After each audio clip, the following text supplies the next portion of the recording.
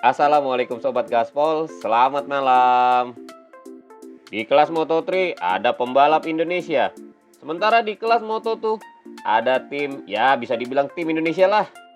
Oke, sekarang kita menuju free practice yang pertama kelas Moto2 GP of the Americas. Dimana Nicolo Antonelli izin gak ngikut dulu gara-gara gak enak badan. Nah, jagoan gua dari tim Pertamina Mandalika Sak, Mas Bo, bersiap untuk menaklukkan sirkuit Austin di free practice yang pertama ini. Ada yang crash. Ternyata pembalap asal Belgia, Barry Baltus. Dan di menit yang ke-13, Mas Bo berada di urutan ke-16. Insiden kembali terjadi, kali ini menimpa Jack Dixon.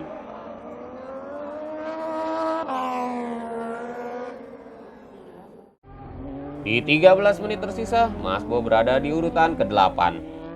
Sayangnya Mas Bo tak mampu bertahan sehingga harus tergeser ke urutan 15. Pembalap tim KTM, Augusto Fernandes menjadi yang tercepat di sesi ini. Sementara Mas Bo berada di urutan ke-12 dengan torehan waktu terbaiknya 2 menit 11,418 detik. Sementara rekannya Gabriel Rodrigo berada di urutan ke-27. Lanjut yuk ke free practice yang kedua. Apakah Mas Bo mampu memperbaiki catatan waktunya? Yuk kita lihat aja.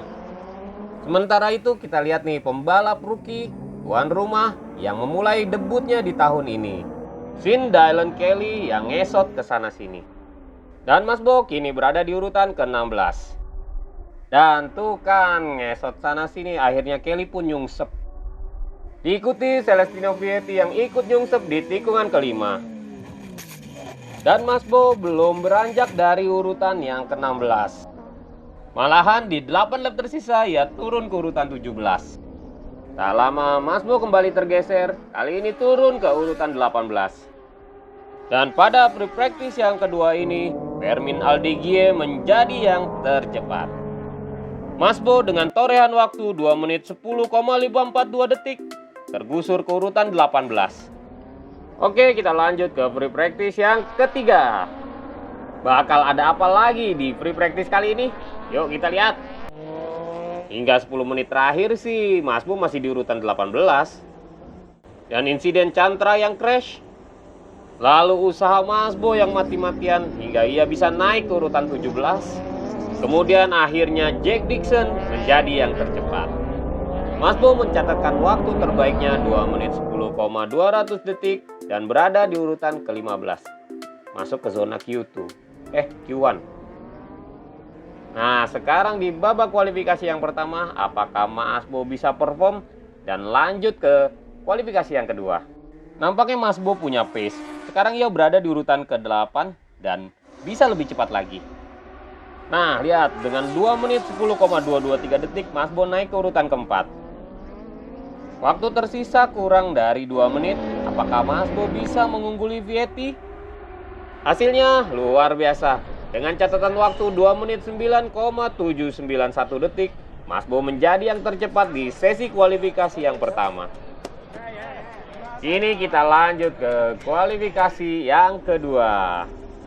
Apakah Mas Bo mampu tampil lebih baik lagi? Yuk kita tengok. Sementara itu, Jorge Navarro terkena sanksi long lap penalti di race nanti akibat menabrak di posisi yellow flag. Dan Augusto Fernandes crash. Tak lama pembalap Honda tim Asia, Ai Ogura, ikut crash di tikungan ke-11.